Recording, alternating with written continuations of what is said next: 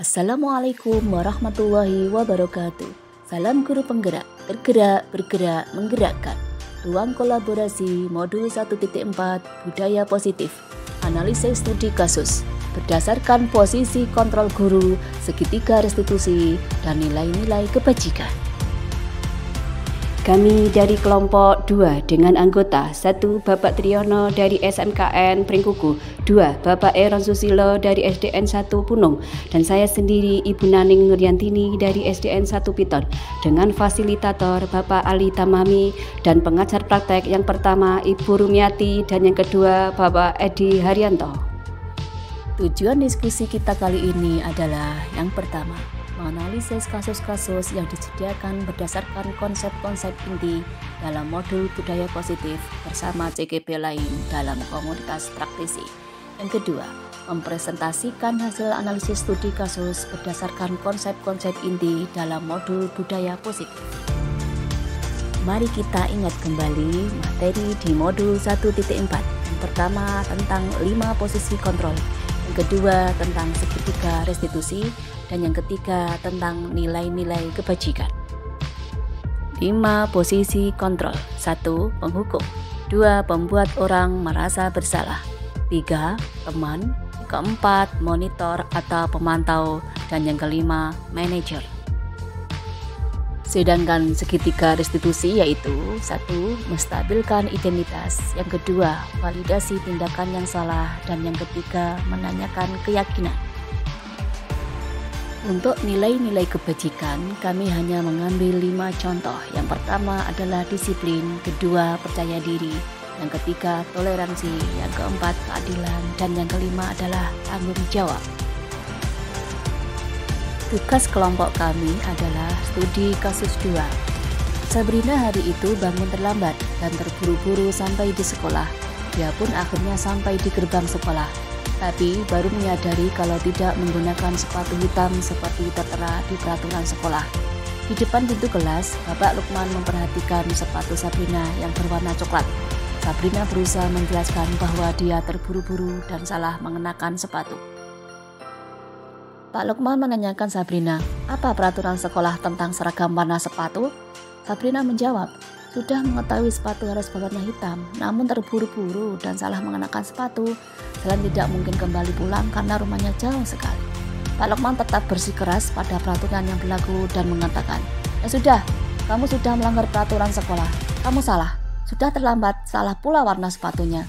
Segera buka sepatumu kalau tidak bisa mengenakan warna sepatu sesuai peraturan. Sabrina meminta maaf dan memohon kembali kepada Pak Lukman agar tetap dapat mengenakan sepatunya dan berjanji tidak akan mengulangi kesalahannya. Namun Pak Lukman tidak mau tahu. Tidak, kamu telah melanggar peraturan sekolah. Kalau tidak sanggup ambil sepatu di rumah atau diantarkan sepatu ke sekolah, ya sudah, kamu tidak bersepatu saja seharian di sekolah. Sekarang copot sepatumu dan silahkan belajar tanpa sepatu seharian. Sabrina pun dengan berat hati mencopot sepatunya dan memberikannya kepada Pak Lukman. Seharian dia tidak berani berkeliling sekolah karena malu dan lebih banyak berdiam diri di kelas tanpa alas sepatu. Dalam kasus tersebut, sikap posisi yang diambil Pak Lukman adalah sebagai penghukum. Indikatornya adalah yang pertama, tanpa menanyakan sebab langsung memberi hukuman. Seperti yang dikatakan oleh Pak Lukman, ya sudah, kamu sudah melanggar peraturan sekolah, kamu salah, sudah terlambat, salah pula warna sepatunya. Segera buka sepatumu kalau tidak bisa mengenakan warna sepatu sesuai peraturan. Pak Lukman mengucapkan dengan nada tinggi. Sedangkan yang kedua, tidak memaafkan Sabrina meskipun sudah minta maaf. Yang kedua, bila Bapak Lukman mengambil posisi seorang manajer, pertanyaan-pertanyaan yang akan diajukan kepada Sabrina adalah seperti berikut. Yang pertama, Sabrina, kamu sudah datang terlambat. Kira-kira bagaimana kamu memperbaiki masalah ini? Yang kedua, apakah kamu besok bisa hadir tepat waktu dan menggunakan sepatu sesuai dengan keyakinan sekolah? Atau pertanyaan yang ketiga, apa rencana kamu untuk memperbaiki hal ini? Dari pengambilan posisi sebagai manajer dari Pak Lukman tadi, maka dapat kami jelaskan bahwa pada posisi manajer, seorang guru akan mengembalikan tanggung jawab pada murid. untuk mencari jalan keluar, tentunya dengan bimbingan seorang guru. Kemudian suara guru atau orang tua sebaiknya tulus, tidak perlu marah, tidak perlu menunjukkan suara, apalagi menunjuk-nunjuk jari kepada seorang murid, berkata bimbang atau bersikap seolah-olah menyesal, tampak sedih sekali akan perbuatan murid, ataupun bersenda gurau menempatkan diri sebagai teman murid. Yang ketiga, mengapa posisi manajer diambil oleh Pak Lukman? Karena tugas seorang manajer bukan untuk mengatur perilaku seseorang, tetapi membimbing murid untuk dapat mengatur dirinya. Seorang manajer bukanlah memisahkan murid dari kelompoknya, tetapi harus mengembalikan murid tersebut ke dalam kelompoknya dengan lebih baik dan lebih kuat. Bila saya kepala sekolah di sekolah tersebut, nilai kebajikan yang ingin dituju oleh peraturan harus berwarna hitam. Disiplin, percaya diri, toleransi, keadilan, komitmen, tanggung jawab.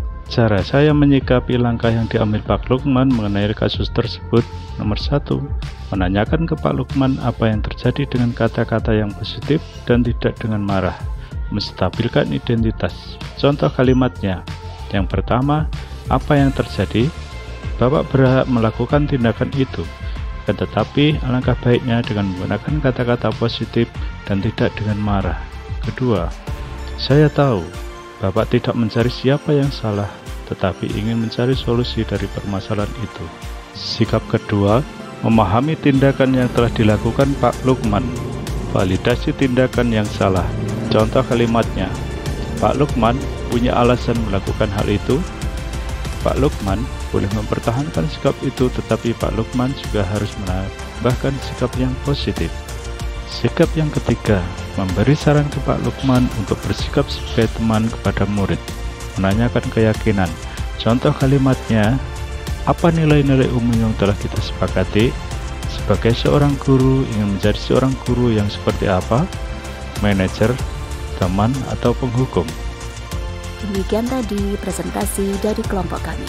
Cukup sekian dan terima kasih. Salam semut ireng. Krumpul, krumpul, krumpul. Wassalamualaikum warahmatullahi wabarakatuh.